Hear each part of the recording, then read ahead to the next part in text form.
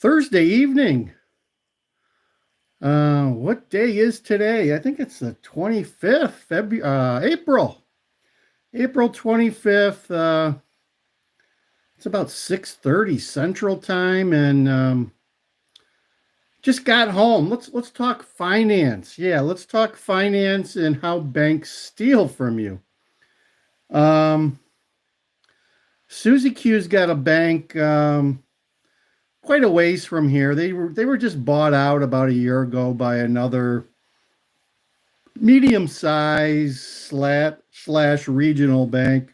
I think it's a medium sized bank that's trying to become a regional bank, and checked out their CD rates. So their CD rates they were offering were 4.3, which is pretty much 1% below what you can get at a decent place through Schwab, Fidelity. Anybody that offers CD exchanges should be able to give you the Fed rate, which is like 5.25 to 5.5, but I've been getting 5.3. Happy with that. Happy with that. But they were offering 4.3 for CDs. And if you wanted, I forget, I think it was 7 months. I think it was a 7-month term. If you wanted to go 11 months, they went actually lower than that. They went 3.5. They've already discounted CD rates, thinking that the Fed's going to start lowering rates between now and the next 11 months. That could be a stretch. Could be a stretch in my mind. But that's what banks are doing. And the longer you commit your money, the more they'll steal from you, right? So that the 11 month, did I say what the 11 month was? The 11 month was 3.5, which is what?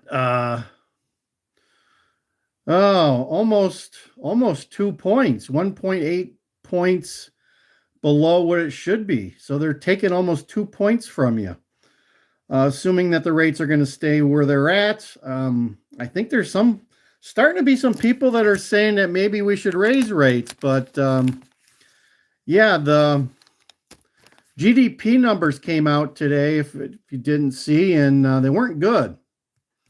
Like 1.6 was the GDP for the last, I think maybe last quarter, last month. I can't remember what the term was on that. But anyway, you're going to see people start talking about the R word again, right? Recession. Officially, a recession is when GDP for 2 quarters is below 2.0. So we're already got 1 quarter below that based on today's data. And just another couple of months, we'll probably have 2 months. The economy's not doing all that great, folks. Not doing all that great. Get out of debt. That's what all I can tell you is try to get out of debt. Try to stockpile some of this stuff. This stuff is starting to go back on sale. So get it before it skyrockets. I think the market was down big time today because of the GDP being much lower than folks expected. So you got to start asking, well, are folks' expectations on this stuff in line, or are they out of kilter with what they're expecting? I got a feeling you might find out that their expectations are a little bit screwed up. But anyway, the reality is this stuff is selling probably about 27.5, maybe. I think gold went down today. I didn't see where it all closed. Maybe we can find it here real quick for you. But I know the market was down, what, 300-400 points? Let's do a quick Google search here. Dow was down 375 according to this. Gold was closed at 2342. Looks like it was down, then it came back. What is silver? Let's find out what silver is for you folks. As I say, we're not giving financial 2738, so close to 2750, what I was expecting. We're not giving financial advice, but this is a good way to protect your wealth. Okay. This stuff will lose its value. It's already lost like 98% of its value since 1970. It's losing more of its value every time they print more money. And, we talked about that in a video a couple days ago that our government just is sending $95 billion, right? $95 billion to Israel, Taiwan, and Ukraine. So, where do you think that money's coming from? They didn't have it sitting in a vault somewhere. They're going to print more money, which is going to destroy more of the value in this and give you another reason why you should have some of this stuff. Because this is going to be, at the end of the day, this is going to have some value. Okay, and when it hits the fan, you're going to have this. You're going to be able to turn this into fiat currency at worst case and buy yourself something. Or when things get really bad, you're going to see stores and farmers, and there's going to be people that are going to want stuff like this. They're going to want stuff like alcohol, whiskey, vodka, good quality stuff. We just made a stop at Trader Joe's, stocked up with another case of some wine that we'll drink. But, if someone was to go bump in the night, I would definitely use some of that wine to barter with for things that I would need. Also just bought this, Amazon. Chemical flares for my cars. Just bought 2 packages of this. Pretty reasonable, like $2 a stick. And if ever I break down, I've got some flares. They're 6-inch, they call them 6-inch light sticks. They're chemical ones. You shake them up and you break them and stick them in the ground or stand them up. I also was checking one of my cars, and I have these pumps, air pumps. My tires are always, I have cars sitting outside. I got cars sitting for long periods of time indoor. I always need to adjust the air in my tires. And I had one that I think I bought maybe 4 or 5 years ago, and it was leaking. The hose was leaking, and it wasn't working real well. So got myself a new one. This was like about $30 at Amazon. So I like to keep at least one of these in each one of my cars. I also carry one of these, right? Vexor, we've talked about this in the past, security. This is pepper spray, I guess. Professional grade, military grade pepper spray. Pepper spray. And I also keep a tire fix-a-flat canister in each of my cars. Should I have like a leak or something, small leak I need to plug up real quick. So those are some of the things I carry with me at all times. And some tools. I create some tools, various tools, some protection tools, some tools for the car, socket, vice grips, that type of thing, screwdriver, basic tools if I ever need them. So the message is you should be prepared, right? You should be prepared for whatever you may encounter. When you're out on the highways and the byways, you need to be prepared for a breakdown and being able to get to a safe location and be able to prepare certain things. You never want to go on a long trip for like an hour or longer without checking the tires, your tire pressure, make sure you don't have any issues with your tires. Haven't picked up any nails, don't have any leaks in your valve stems, all sorts of stuff like that. So easy these days, especially now when they're starting to build some houses over here in my neighborhood. So I would expect to see some nails getting thrown around. And as spring gets into full swing, you're going to see nails laying on the side of the road and bad objects that you can potentially run over and cause your tires to have some issues. So be prepared. Be prepared. That is the message. Be prepared.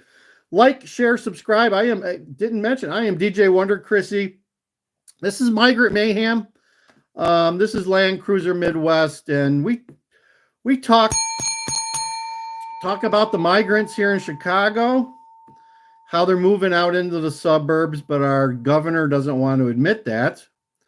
I'm seeing more and more people in some of our stores out here that don't speak English as a first language, which is a dead giveaway that there are potential migrants who have been transported. Let's call it that. They've been transported by NGOs into our community and are sucking up our social resources, sucking up our food pantry food, sucking up anything that they can suck up.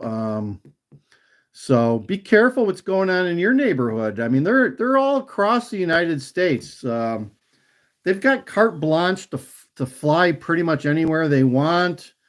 I'm hearing that New York is not as popular as it used to be. They starting to realize that New York is overpopulated with illegals, border buddies, newcomers, whatever you want to call them. But I'm hearing they're starting to like Chicago. The word has gotten out that Chicago is a great place to be when you want free stuff. So there's still buses rolling into Chicago on a daily basis, although we're not getting much publicity about it. But I'm hearing from the people in the know that there is some buses coming from Texas on a daily basis, and they're coming to our fair state through a variety of locations. They're either coming by plane to the airport, or there was buses that were heading to Wilmette on a regular basis. And I'm also hearing, the landing zone, they're not going there that much. If they want to play by the rules, they need to schedule a time to drop people off at the landing zone in Chicago and probably pay a fee. And there's all sorts of hoops they got to run through.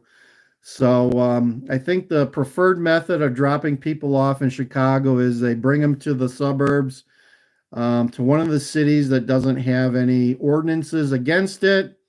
They drop them off at a metro station and give them a ticket to downtown Chicago, which is just a few blocks from the landing zone. And that's how they deal with them. So that's how they get them to Chicago. That's how they get them downtown and on their way into the shelters. So hope you're having a good week. We're getting towards the end. It's Thursday. Tomorrow's Friday. I hope you guys are getting ready for the weekend. And it's been a good week here. I got some mulch coming tomorrow. We're way ahead of schedule, but I was doing some yard work today, trimming some bushes and fixing some pavers and stuff that were damaged, and kitty wampus that needed a little bit of leveling. I did some of that. Did some trimming of our plants that we have, and doing a lot of spring cleanup in the yard. And tomorrow we've got 3 yards of hardwood mulch to be delivered. So I'll be working on that for probably a day and a half and get our yard mulched. We'll see. In end of May, they're saying the cicadas are supposed to arrive. Don't know how many we'll get out here, because where I live, it used to be cornfields and stuff. So there's not a lot of old trees and things where they burrow down. So more towards the lake. Like I did some videos the last couple of days about Northbrook and Winnetka and Glenview. Those are the type of towns that are going to be inundated with cicadas, because they've been there for hundreds of years, and they've got a lot of established trees, and that's where the cicadas like to hang out. So more towards the lake. We're kind of out here in rural America, McHenry County, folks. If you want to look at it on the map, we're south of Wisconsin and west of Lake County.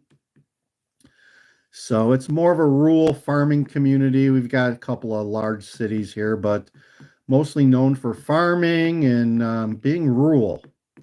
So hit the like button. See, we got about 10 people on now. Hit that like button, smash it. Share, comment down below. What is it you want me to talk about? I hope you're enjoying the channel. Hope you're checking out our foodie stuff. We gave you a short today about Charlie Beinleck's, one of the most awesome cheeseburgers I've had in a long time. They're known to be one of the popular cheeseburger joints in Metro Chicago. They don't get enough publicity. It was an awesome burger. I would like to go back and have another one, but we'll see. It is a great burger. Not publicized enough. It used to be popular maybe 10, 15 years ago. They're on their third generation of family owners. And most of the stuff they had on the wall was dated 10, 15 years ago. So no recent popularity, but their burgers are still awesome. Fries were awesome. Service was awesome. Great place to visit if you're in the Chicago area on the North Shore. So there you go. Charlie Beinleck's. Check it out. Check it out. They got a website. Doesn't have a lot of information, but they do have a website. Don't know what else to talk about here, folks. Comment down below what's going on in your lives. Hope you think about getting yourself some flares if you got a car. Don't want to be broken down and on the side of a highway without flares. And sometimes, you know, your blinkers or your hazard lights only go so long. These are supposed to last like 12 hours. They said before, they're used by military. There you go, 12 hours, military chemical reaction, nightsticks or light sticks. Thought I'd give them a try, and always good to have something, right? Don't want to be caught without something to help you.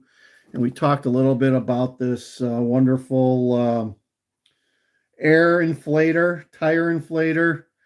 The only thing you need to do is, I like to make sure I get one that's got the kind of I'll show you the connector to the hose that you clamp down on. You don't screw it on like this, where you have this this hammer that goes down. That's how the type you'll want. Some of them, they got you just screw it on, but that's a pain in the butt. The other thing too you want to be able to do is, which most of them do, that you can set the pressure for whatever it is you want, and it'll fill it up and then turn itself off at that point. So that's a nice feature. I think that's all I have for you guys. Pretty quiet. No comments. No comments. No likes. Come on, guys. Give me some likes. Give me some likes. Gotta like this. You gotta love this. Look at that. That is purty. This is one hell of a purty silver coin. It's a silver round from SD Bullion. People ask where I get my stuff from. I've been buying from SD Bullion for several years. It's a great place to get gold and silver and precious metals and a little bit of everything. So gotta believe in metals, folks. Gotta believe in metals. Gotta love the metals. Gotta love, because they are purty.